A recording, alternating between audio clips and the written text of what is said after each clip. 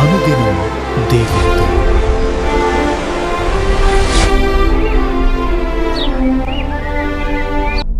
Praise the Lord. అనుదినం దేవునితోనే కార్యక్రమాన్ని చూస్తున్న మీ అందరికీ మన ప్రభు అయిన రక్షకుడైన యేసుక్రీస్తు ఘనమైన నామములో వందనాలు. ఈ ఉదయకాలం దేవుని వాక్యం చేసుకుందాం. మత్తయి సువార్త 19వ అధ్యాయం 14వ వచనం.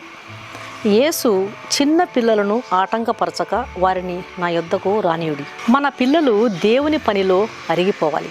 వారి సమయము, వారి బలము, వారి జ్ఞానము, వారి యవ్వనము దేవుని పనిలో, దేవుని పరిచర్యలో అరిగిపోవాలి. అప్పుడే వారు నక్షత్రాల్లాగా దేవుని కొరకు ప్రకాశిస్తారు. వారు గనక దేవుని పనిలో అరిగిపోకపోతే వారు తప్పకుండా మనకు తలనొప్పిగా తయారైపోతారు. అంతేకాకుండా సాతాను రాజ్యం కట్టేవారుగా తయారైపోతారు. వారు మరుగున పడిపోతారు. తప్పకుండా వారు మొండి వాళ్ళుగా తయారైపోతారు. దేవుని బిడ్డలారా, దేవుని పనిలో మన పిల్లలు ముందుండే విధంగా మనం ప్రోత్సహించాలి. చిన్న పిల్లలను నా యొద్దకి రానివ్వండి, వారిని ఆటంకపరచవద్దండి అని యేసుక్రీస్తు ప్రభువారు చెప్తున్నారు. అమ్మా, నేను మందిరానికి వెళ్తానమ్మా అంటే ఆటంకపరచకూడదు. అమ్మా, నేను దేవుని సన్నిధికి పరిచర్య చేయడానికి వెళ్తానమ్మా, నేను దేవుని సేవలో సేవకులకు సహాయపడతానమ్మా అంటే పిల్లలను మనం ఆటంకపరచకూడదు. ఒక ప్రాంతంలో ఒక పేరుగాంచినటువంటి వైద్యుడు వైద్యం చేస్తూ ఉన్నాడంట. సడన్గా ఒకసారి అతని కళ్ళు మసకబారిపోయినాయి. తన ఎదురుగా ఉన్నటువంటి వ్యక్తులను, వస్తువులను అతడు సరిగా చూడలేకపోయాడంట. వెంటనే కంటి వైద్యుని పిలిపించి కంటి పరీక్షలు చేయించుకున్నాడు. ఆ కంటి వైద్యుడు ఈ డాక్టర్ గారికి వైద్య పరీక్షలు చేసి ఆపరేషన్ చేయాలండి అని చెప్పాడంట. కంటి డాక్టర్ గారు ఆపరేషన్ చేశాడు. చేసిన తర్వాత ఈ వైద్యంతో మాట్లాడుతున్నాడు. అయ్యా, దయచేసి క్షమించండి, మా ప్రయత్నం మేము చేసినాం, కానీ దురదృష్టకరమైనటువంటి విషయం ఏమిటంటే ఇంకా 2 వారాల్లో మీ 2 కళ్ళు చూపును కోల్పోతాయి పూర్తిగా. కాబట్టి మీరు ఎవరినైనా చూడాలని ఆశ కలిగినట్లయితే వారిని పిలిపించుకొని చూడండి అని చెప్పేసి ఆ డాక్టర్ గారు వెళ్ళిపోయాడంట. ఆ వార్తను ఈ డాక్టర్ గారు జీర్ణించుకోలేకపోయాడంట. ఎంతో కుమిలి ఏడ్చాడంట. తర్వాత తమాయించుకొని తన ఏకైక కుమార్తెను, తనకు అత్యంత ప్రియమైన కుమార్తెను పిలిపించుకున్నాడు. తన 2 మనవలను పిలిపించుకున్నాడు. వారితో ఏకాంతంగా కూర్చొని తనివి తీరా వారిని చూస్తూ తన ముందున్నటువంటి రోజులను వెళ్ళజీస్తూ ఉన్నాడు. తనకు అత్యంత ప్రియమైన తన ఏకైక కుమార్తెను, అలాగే తన 2 మనవలను పిలిపించుకొని తన దగ్గరే ఉంచుకున్నాడు.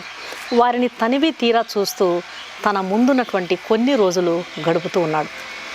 ఇంతలో ఈ డాక్టర్ గారి పాస్టర్ గారు సంగతి తెలుసుకుని పరామర్శించడానికి అని చెప్పి ఈ డాక్టర్ గారి ఇంటికి వచ్చాడు. ఈ డాక్టర్ గారు పాస్టర్ గారితో ఏకాంతంగా మాట్లాడాలని చెప్పి పాస్టర్ గారిని గదిలోనికి తీసుకుని వెళ్ళి తన మనసు విప్పి తన బాధ అంతా తెలియజెప్తున్నాడు. అప్పుడు అంతా విన్నటువంటి పాస్టర్ గారు డాక్టర్ గారితో అంటున్నారు, అయ్యా, మీరు డాక్టర్ కదా, ఇంత నిర్లక్ష్యంగా ఎట్లా ఉన్నారు? మీ 2 కళ్ళు పోయేంత వరకు మీరు ఏం చేస్తున్నారు అని ప్రశ్నించాడంట. అందుకు ఆ పాస్టర్ గారు, అయ్యా, నేను చేసినటువంటి అపరాధమునకు దేవుడు తగిన శిక్ష వేశాడు, నేను భరించక తప్పదు అంటూ తాను ఏం అపరాధం చేశాడో దాన్ని పాస్టర్ గారికి వివరిస్తున్నాడంట. అయ్యా, కొన్ని సంవత్సరాల క్రితము నా కుమార్తె నా దగ్గరకు వచ్చి, డాడీ, నేను దేవుని సేవ చేయడానికి చైనా దేశానికి మిషనరీగా వెళ్ళడానికి దేవుడు నాకు పిలుపునిచ్చాడు. అక్కడ నశించుచున్న ఆత్మలకు సువార్తను ప్రకటించమని దేవుడు నన్ను కోరుతున్నాడు. ఆయన పిలుపు నాకుంది, కాబట్టి నేను చైనా దేశానికి దేవుని సేవ చేయడానికి వెళ్తాను డాడీ అని చెప్పి నన్ను ఎంతగానో బతిమలాడింది. కానీ నాకు నా కుమార్తె అంటే ఎంతో ఇష్టం. కాబట్టి నేను నా కుమార్తెతో అన్నాను, బిడ్డ, నేను నిన్ను చూడకుండా ఉండలేనమ్మా, కాబట్టి దయచేసి చైనా దేశానికి వెళ్తాను అనేటువంటి ఆలోచన మానుకో అని చెప్పి నా కుమార్తెను నేను బలవంతంగా ఒప్పించాను. ఆమె చేయాల్సినటువంటి దేవుని సేవను అడ్డుకున్నాను. ఆమె పట్ల దేవుడు కలిగినటువంటి ఉద్దేశాలను అడ్డుకున్నాను. దేవుని పిలుపును నేను అడ్డుకున్నాను. ఆయన సేవను, ఆత్మల రక్షణను ఆటంకపరిచిన పాపానికి ఏ కన్నులైతే నా కుమార్తె గొప్ప మిషనరీగా మారకుండా ఆటంకపరిచాడు, ఆ కన్నులే ఈరోజు నాకు లేకుండా పోయినాయని ఆయన ఎంతో విలపించాడంట. పాస్టర్ గారు, దయచేసి మీరు సంఘంలో ఉన్న తల్లిదండ్రులకు హెచ్చరిక చేయండి. దేవుడు తమ సేవకు వారి పిల్లలను పిలుస్తున్నప్పుడు ఏవేవో కారణాలు చెప్పి వారిని ఆటంకపరచవద్దని చెప్పండి. ఒకవేళ కనుక వారు ఆటంకపరిచినట్లయితే నా గతే వారికి కూడా పడుతుందని వారిని హెచ్చరిక చేయండి అని చెప్పి పాస్టర్ గారి 2 చేతులు పట్టుకొని ఆ డాక్టర్ గారు ఎంతో విలపించాడంట, ఎంతో బతిమిలాడుకున్నాడంట. ఈ వాక్యం వింటున్నటువంటి ప్రియమైన తల్లిదండ్రులారా, మీ పిల్లలు మీకంటే ముందుగా దేవునికి పిల్లలని మర్చిపోవద్దు. వారి భవిష్యత్తును శాసించే అధికారం మీకంటే కూడా దేవునికి అధికంగా ఉందని మర్చిపోవద్దు. వారి దేవుని సొత్తు, వారు దేవుడు మీకు ఇచ్చినటువంటి బహుమానమని మర్చిపోవద్దు. వారిని దేవుని కొరకే తీర్చిదిద్దాలి అనే సంగతిని మర్చిపోవద్దు. మీ పిల్లలను దేవుడు తన సేవకు పిలుస్తున్నప్పుడు వారిని ఆటంకపరచవద్దండి. వారిని ప్రోత్సహించండి, మనఃపూర్వకంగా వారిని ఆశీర్వదించండి. దేవుని పని కొరకు వారిని సిద్ధపరచండి. నీవు పోయి పాలిచ్చి వారిని నా కొరకు పెంచుమని దేవుని వాక్యంలో చెప్పబడినట్లుగానే దేవుని పిల్లలను పొందుకున్నటువంటి మనము వారిని దేవుని కొరకు తీర్చిదిద్దాలి. దేవుని రాజ్యమును కట్టే విధంగా దేవుని వారసులుగా వారిని తీర్చిదిద్దాల్సినటువంటి హక్కు, అధికారం, బాధ్యత మనకున్నాయి. నీవు పోయి వారిని పాలిచ్చి నా కొరకు పెంచుమని దేవుని వాక్యములో చెప్పబడినట్లుగానే దేవుని నుండి బహుమానములుగా పొందుకున్నటువంటి పిల్లలను దేవుని కొరకు పెంచుటకు దేవుడు మనకు కృప చూపును గాక. కళ్ళు మూసుకోండి, ప్రార్థన చేస్తాను. పరిశుద్ధుడైన తండ్రి, నీకు స్తోత్రము నాయన. ఈ ఉదయకాలం మీరు ఇచ్చిన చక్కని వాక్యానికై స్తోత్రం ప్రభువా. మీ పని విస్తరింపజేయడానికి మేము సహకారులుగా ఉండాలి, కానీ అడ్డుబండలుగా మేము ఉండకూడదు. మా పిల్లలను మీ సేవ కొరకు మీరు పిలుస్తున్నప్పుడు వారిని ఆటంకపరిచే వారంగా కాకుండా ప్రోత్సహించే వారంగా మేము ఉండాలని సెలవిస్తున్నారు తండ్రి. నీకు స్తోత్రాలు.